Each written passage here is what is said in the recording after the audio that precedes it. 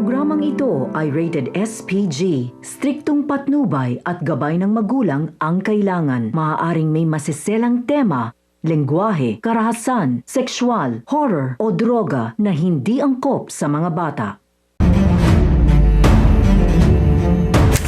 Isang mapagpalang araw mga kapamilya, narito ang mga pinakamainit na tagpo sa Blood vs. Duty. Pero bago ang lahat, kung bago ka pa lamang sa aking channel, ay huwag kalimutang mag-like, mag-share at mag-subscribe para lagi kang updated sa mga bagong recaps na aking i-upload. Habang pilit na kinakausap ni Sabdani si Dato Raman, nananatili pa rin itong tikom ang bibig dahil wala siyang tiwala kay Sabdani na matagal lang ang kakampi ni Marcos. Ngunit nang ipakita ni Sabdani ang literato ni Jalil, doon siya nagsimulang mataranta. Binalaan siya ni Sabdani na habang patuloy siyang nananahimik, lalong nalalagay sa panganib si Jalil, doon ay pinaghihinala ang kasabwat niya.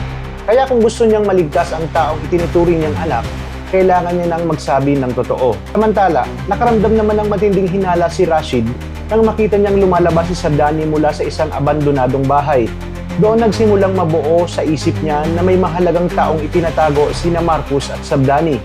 Habang lumalalim ang misteryo, mas lalo namang naging emosyonal sina Teresa at Jalil nang nagkwentuhan sila tungkol sa pagkawala ng kanilang mga mahal sa buhay.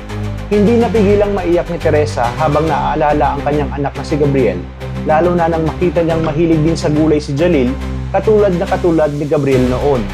Ngunit dito unti-unting mabubunyag ang nakakagulat na katotohanan. Si Jalil pala at si Gabriel ay isang tao lamang, matapos ang trahedyang nangyari sa barko noon. Si Dato Raman pala ang nagligtas sa kanya at nagtago sa kanya sa Isla Damay. Dahil sa aksidente, nawala ng alaala si Jalil kaya hindi niya alam ang kanyang tunay na pagkatao. Nabunyag din na si Dato Raman na ang tunay na pangalan ay Hasan, ang dahilan kung bakit nagkaroon ng sunog sa barkong sinasakyan nila noon. Sa kabila nito, itinuring niyang tunay na anak si Jalil at ginawa ang lahat upang maprotektahan ito mula sa mga taong humahabol sa kanya. Habang papalapit na sa katotohanan, nalaman ni Lara at Rashid ang tungkol sa abandonadong bahay na madalas pinupuntahan ni Marcos at Sabdani. Dahil dito, kinutuban si Jalil na posibleng doon ikinukubli ang kanyang amang si Dato Raman. Ngunit tila naunahan siya ng mga tauhan ni Lara dahil agad silang sumugod sa naturang lugar upang kunin si Dato Raman. Sa gitna ng tensyon at panganib, isang malaking tanong ngayon ang bumabalot sa lahat.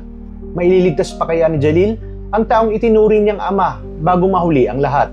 Talagang kapanapanabik ang mga kaganapan dito sa Blood vs. Duty. Kaya naman tuloy-tuloy lang ang pagsubaybay dito. Maraming salamat sa inyong panonood at pagpalain tayong lahat, mga kapamilya.